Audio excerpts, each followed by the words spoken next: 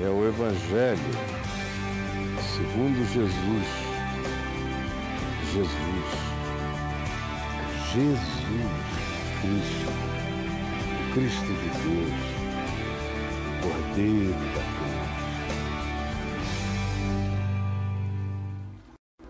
E hoje eu quero ler para nós todos, em todas as plataformas que agora se conectaram conosco, e Portal Caio Fábio, Facebook e agora o YouTube está nos assistindo só no momento devocional. Eu quero que fique claro para todo mundo. Depois, quem estiver me assistindo no YouTube quiser continuar, deve vir para o Portal Caio Fábio ou para uma outra plataforma que esteja nos reproduzindo, como o Facebook, por exemplo, ou mesmo o Twitter. Ora, Marcos 8,14. Ora, aconteceu que eles se esqueceram, os discípulos, de levar pães, e no barco não tinham consigo senão só um pão. Então Jesus lhes preveniu, dizendo: Vede, guardai-vos do fermento dos fariseus, que é a hipocrisia, e do fermento de Herodes, que é igualmente a manifestação política hipócrita, feita de mentiras. E eles então discorriam entre si, conversavam, virados um para o outro, conversavam sobre o que Jesus tinha acabado de falar e diziam: deve ser, ele deve estar falando do fermento. Eles se prenderam à palavra fermento e não ouviram que Jesus tinha falado do fermento dos fariseus e do fermento de Herodes. Mas a ideia do fermento ficou mais forte do que a realidade concreta, observável, historiável dos fariseus como entes reais, presentes, protagonistas na cenografia daquela história, e nem tampouco tinham prestado atenção que o fermento só ficara tão poderoso na sua comparação negativa, na sua virulência, na sua capacidade de penetração, de pervasividade, nesse caso para o mal, porque estava ligado aos fariseus e a Herodes. Eles não prestaram atenção nisso. Ficaram presos à palavra fermento, escolheram a palavra fermento, que é como ocorre o tempo todo aqui comigo. Eu estou falando uma coisa longa, intensa, clara, sobre um raciocínio com um aplicativo do Evangelho, mas o indivíduo se agarra numa palavra e gagueja. Fica preso mentalmente naquela gagueira de uma única palavra. Fermento, fermento.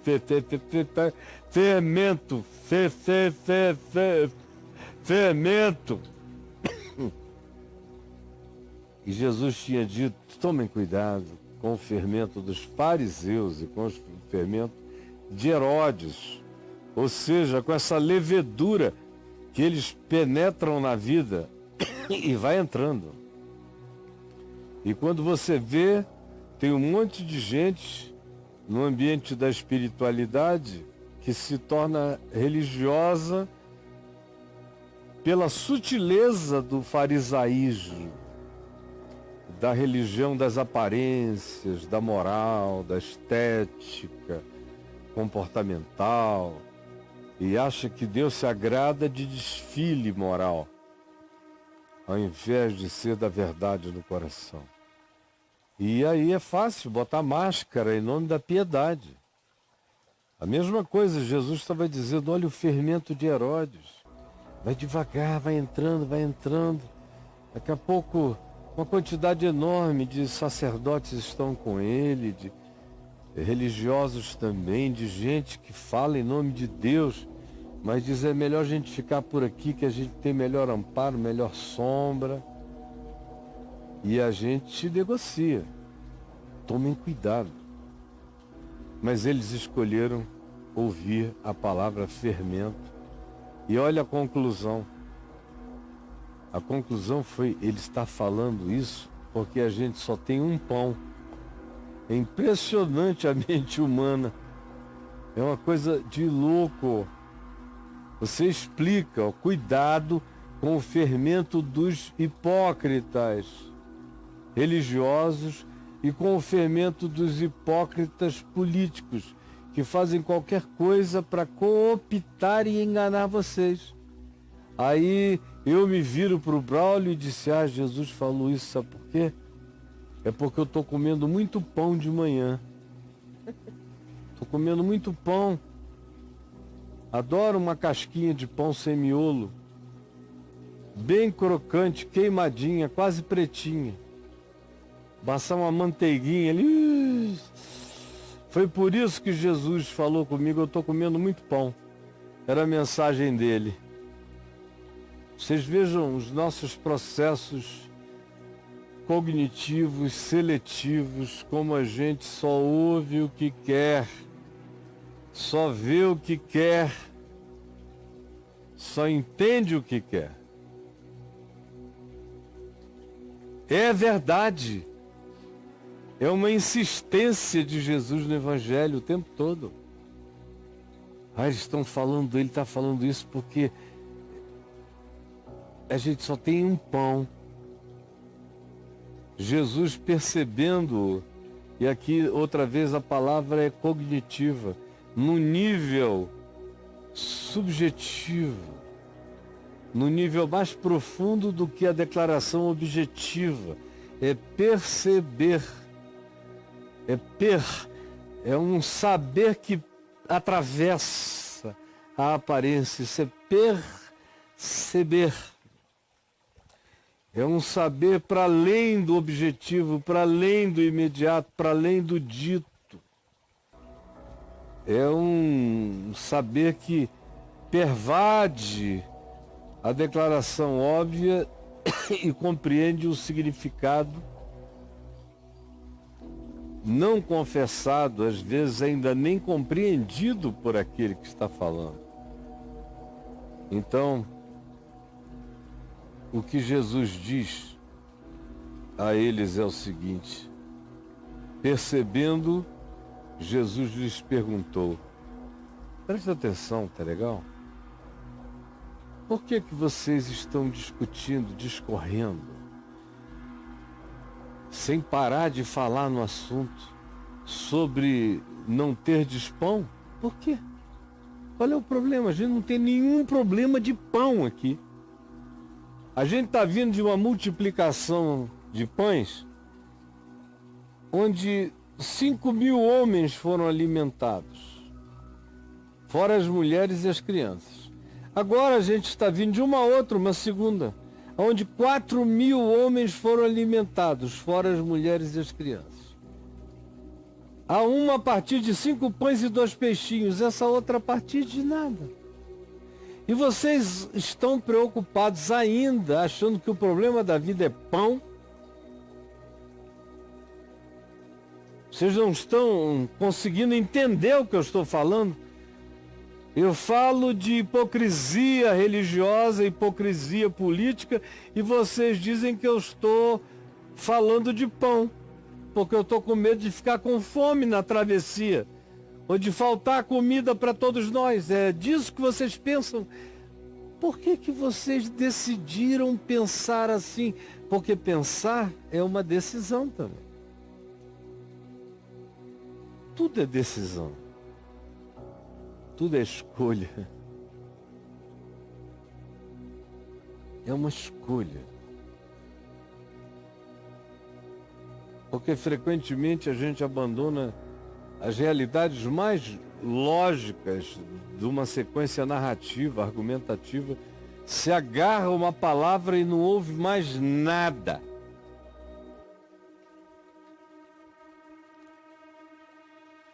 Por que discorreis sobre o não terdes pão? Perguntou Jesus. Ainda não considerastes a história, as proporções, se eu estou preocupado com ter pão ou não ter pão? Não compreendestes? Não compreendestes? O processo cognitivo de vocês está embotado assim, seletivo, nesta ordem? Ou existe um bloqueio cognitivo de compreensão? Ou ainda, por último, tendes porventura o coração endurecido? O que é aquilo que mais explica o olhar cognitivo seletivo. É quando meu coração está bloqueado, fechado. Às vezes fechado por traumas, abusos sofridos, medos, frustrações que a gente não quer que se repitam nunca mais. Então, qualquer coisa parecida com aquilo a gente bloqueia. Tendes o coração endurecido por mágoa, por ressentimento,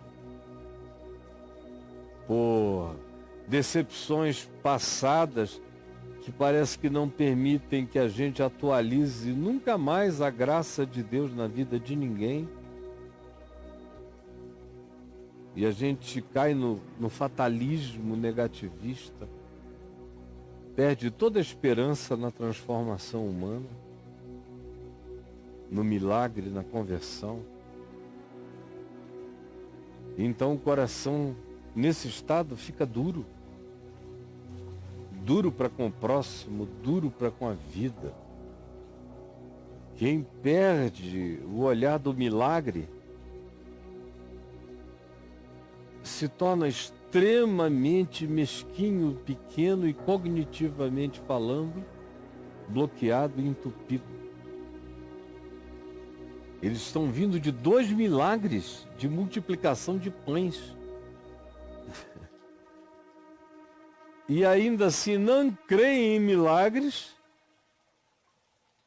porque de 5 pães e 2 peixinhos se multiplica comida para milhares de pessoas, e de quase nada se faz comida para mais de 4.000 homens, fora mulheres e crianças. Como é que um pão não ia ser um exagero de contribuição para dividir comida para 13? Se a gente levar em consideração as regras de proporção, se Jesus multiplicasse aquele pão na mesma medida em que ele multiplicou pães e peixes para dar de comer a milhares de pessoas, aquele barco iria afundar na mesma hora, só um navio para levar a quantidade de pães. Mas nem no nível da proporção eles estão sendo lógicos. É terrível esse estado. É terrível essa situação. Quando a mente da gente entra em estado de bloqueamento mesmo, e o coração de empedramento, o cara pode chamar isso de meu trauma, mas é endurecimento, enrijecimento. E piora você para tudo quanto demande amor, compaixão, esperança e fé na vida. Destrói você para o melhor da vida, quando o seu coração cai nesse estado de endurecimento. Significa que você é um automutilado, você se torna, porque esse olhar cognitivo tão seletivo, seja ele fruto do que seja, ou sendo ele ainda resultado do endurecimento do coração, atrapalha a sua existência por inteiro, tira de você a natural intuição, tira de você a intuitividade cognitiva plena, reduz você, seu mundo, sua percepção. Por isso é que Jesus diz: tendo olhos, não vedes. Por quê? É porque há bloqueio, há trauma e há coração endurecido. Tendo ouvidos, não ouvis, só ouvis o que escolheis ouvir. Bem-aventurado é aquele que ouve tudo quanto está dito e falado, explicitado para ser ouvido e compreendido. Bem-aventurado é aquele que não foge de nenhuma compreensão. Não lembrais, é outra pergunta, não lembrais, não exercitais a memória? Ou será que vocês só têm memórias negativas? Não conseguem exercitar nem evocar lembranças construtivas? Não lembram mais dos 2 milagres? É o milagre que mantém a perspectiva da existência aberta. Quem não crê em milagres, quem não crê na possibilidade das surpresas súbitas na vida, está perdendo a aventura de viver. Não lembrais? Não lembrais? Não lembrais? Não lembrais ainda daquela outra vez? Não lembrais? E eles dizendo: sim, lembramos. Sim, lembramos. Ao que Jesus lhes disse: não compreendeis ainda? Essa coisa de compreender é uma das realidades mais repetidas aqui do Novo Testamento. Tem a ver com compreensão, com cognitividade. E está presente em tudo que Jesus faz. Parábola de Mateus 13, do semeador que saiu a semear. A conclusão é essa. Jesus diz, antes de explicar definitivamente a parábola para os seus discípulos, eles perguntaram: o que é isso? E Jesus disse: são esses. E explicou a natureza dos corações humanos e disse que o problema daqueles em quem a palavra não dava fruto é que eles, tendo ouvidos, não ouviram, tendo olhos, não viam, e tendo coração, não queriam discernir, nem perceber. Por quê? Porque ouvem de mau grado. O processo cognitivo, Jesus diz, é totalmente bloqueado quando a gente ouve de mau grado. Isso é assim em relação ao Evangelho. A gente ouve de mau grado, ele não produz nada na gente. Imagina em relação ao próximo, ao outro. Tem gente que a gente só ouve de mau grado. De vez em quando eu preciso fazer esse teste, de vez em quando, todo dia. Dizer: meu Deus, eu estou de mau grado, total mau grado, quando eu ouço essa pessoa falar, um político, por exemplo. E aí, de vez em quando, eu me descubro que eu estou, e eu vou dizendo: não, essa parte aqui é insuportável. Agora, essa aqui só não é boa porque ele atrapalha tudo com o que disse antes e com o que vai dizer depois. Mas eu fico fazendo esse exercício o tempo todo, para tentar não ouvir de mau grado a priori. Tentar dar uma chance todo dia de novo para ver se eu estou ouvindo bem, se eu estou entendendo direito, ou se o meu preconceito, a minha preconcepção, a minha predefinição, o meu fatalismo negativo é tão horroroso que a outra pessoa já nem existe para mim. Tudo que existe é apenas o que eu projeto sobre o que eu penso dela. E aí eu não vejo mais ninguém. Como também quando a pessoa está fanática, só vê o que quer. Aí diz, ai, meu guru, meu santo, meu profeta, meu divino, minha revelação celestial és tu. Só vê isso, só enxerga o que quer enxergar, pensa que aquele ente é um ser mineral feito de outra energia, de outra natureza, e no dia que descobre a primeira caquinha dele, ou todas as cacas, fica escandalizado. Cara, bota todo mundo do tamanho que todo mundo tem, todo mundo é apenas gente, todo mundo é apenas homem, não serve idolatria para ninguém. O idólatra perde o sentido cognitivo. Totalmente. O fã não enxerga nada. Aquele cara que já nem te ouve porque te curte a priori. O que é o Caio? Então tá. É o meu pior seguidor, porque não me ouve mais. Ele concorda comigo antes de saber o que eu vou dizer.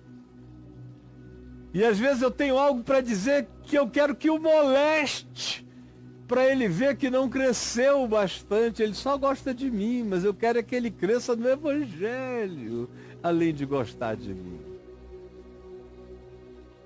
E tem aqueles que me abominam, que me aborrecem. E não importa o que eu diga, que faça o anjo Gabriel delirar e falar em línguas, e faça o arcanjo Miguel voar e dar piruetas celestiais de felicidade. Não interessa, o indivíduo de mau grado que me ouça vai dizer que é uma heresia perversa, destruidora da fé, porque ele não gosta de mim. Foi o que Jesus disse: vocês têm o direito de não gostar de mim, mas pelo menos ouçam a palavra do meu Pai, porque não é minha, é daquele que me enviou.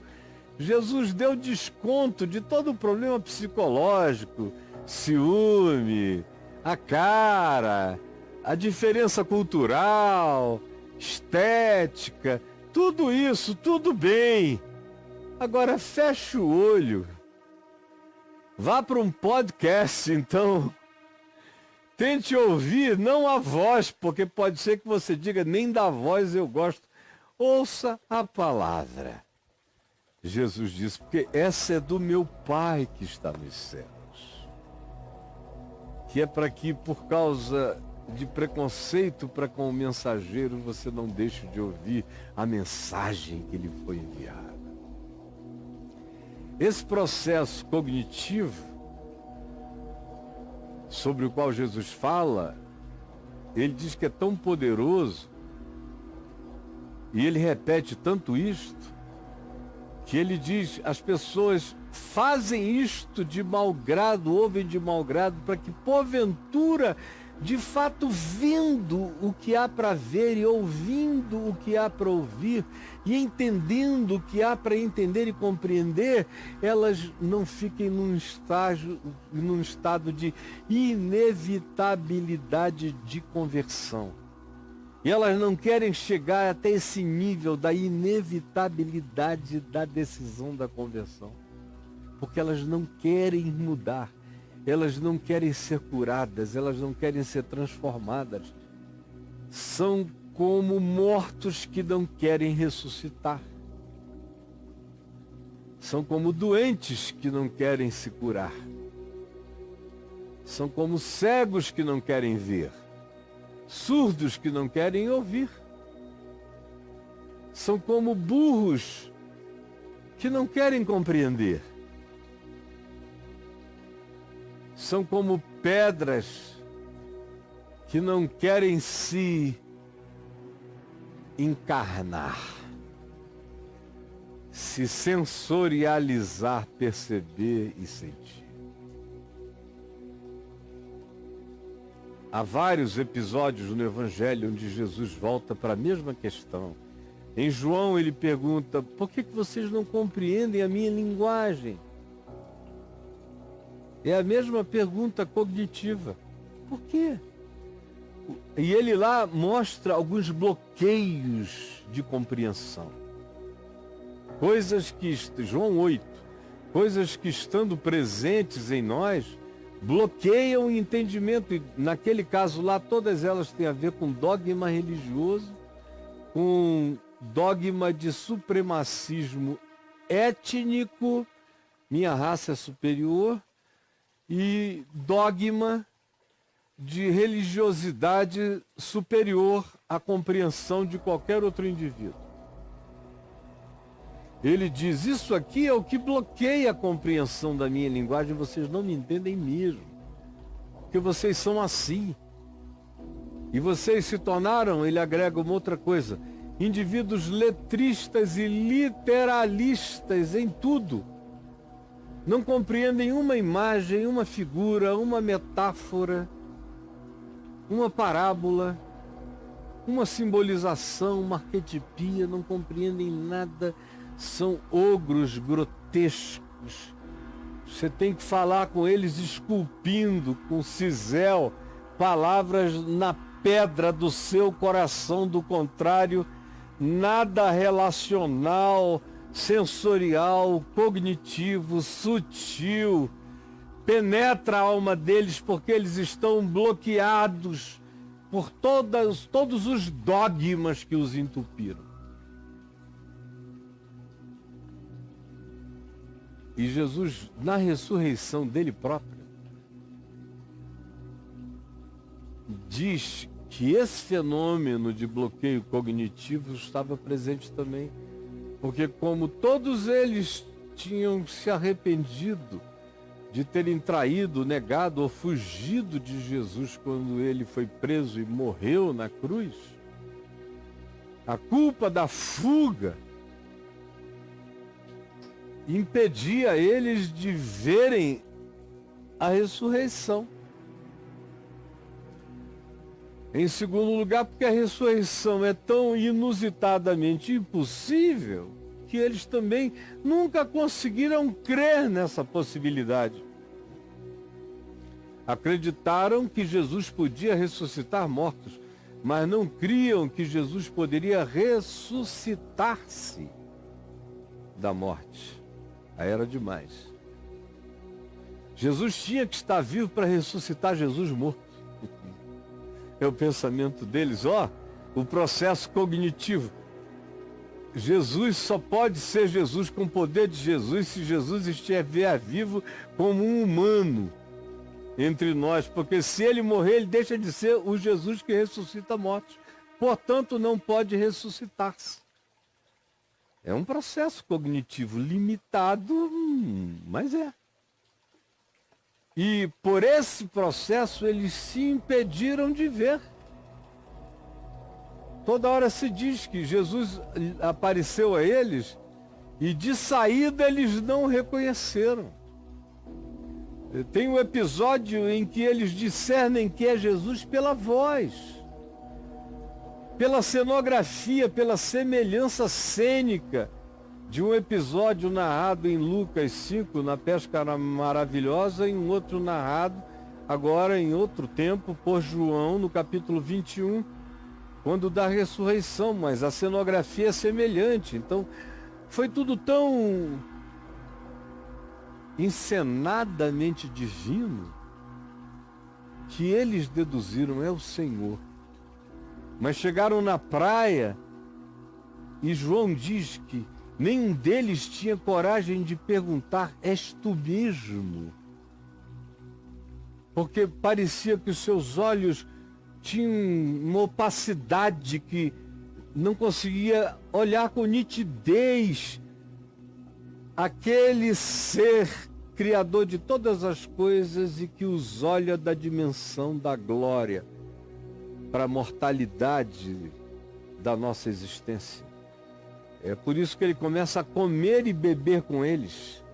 À medida em que Jesus começa a comer e beber com eles, é que os olhos deles vão se abrindo para a normalidade cognitiva da percepção.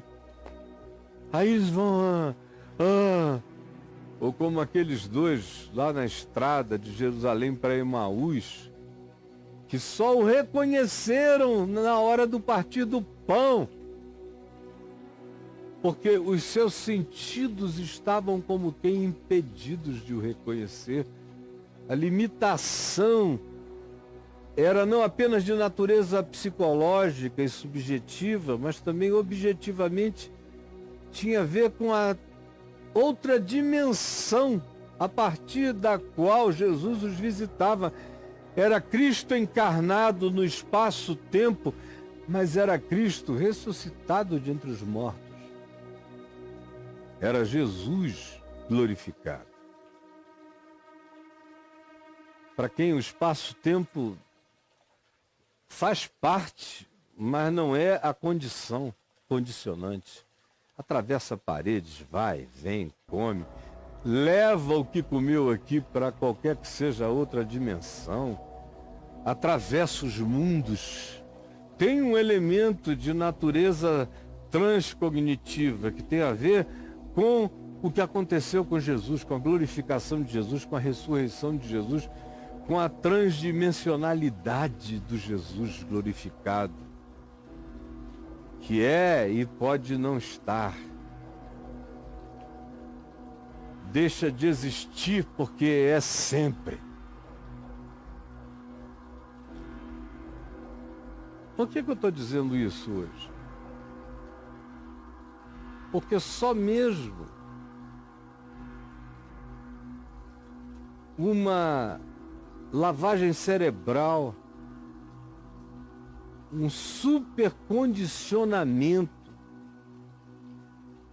ou um treinamento no medo, na culpa, no juízo, no dogma, é que pode fazer com que você tenha ficado assim, tão sem capacidade cognitiva, de compreensão, de entendimento, de conhecimento.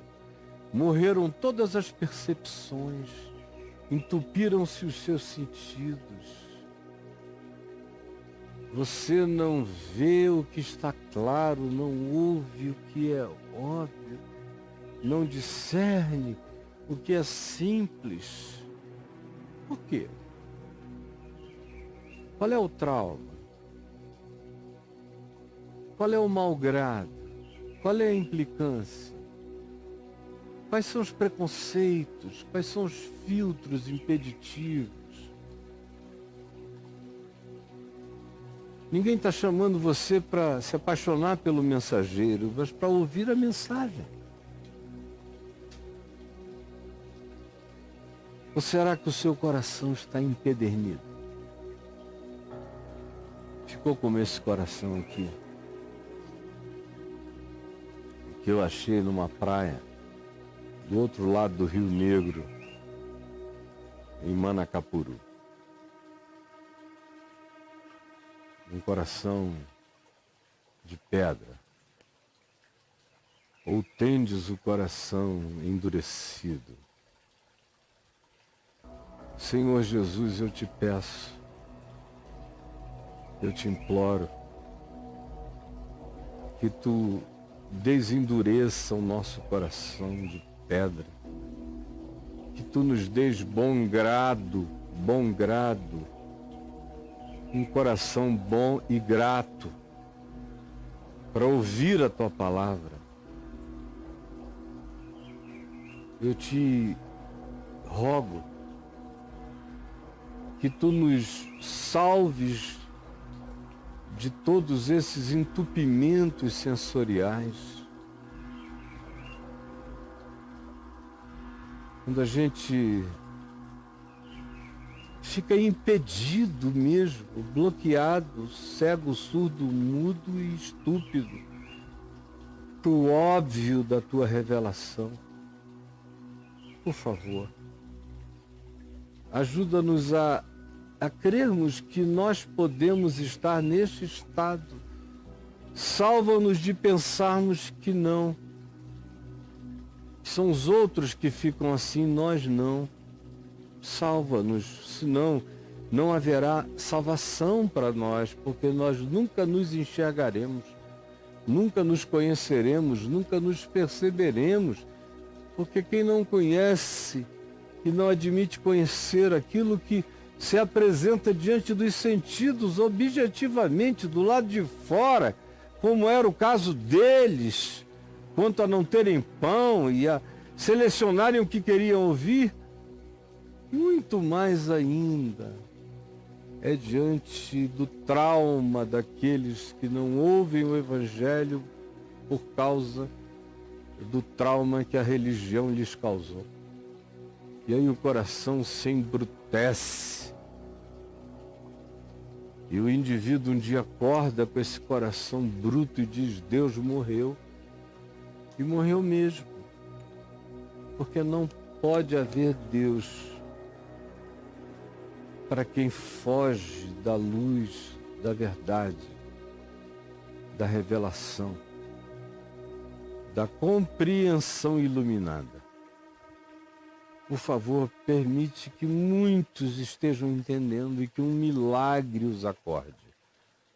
Que um milagre os acorde, os desperte, os chame de volta à vida e ative o processo de compreensão, de cognição de cada um desses que estão bloqueados, mas que foram feridos pela verdade, descascados pela misericórdia.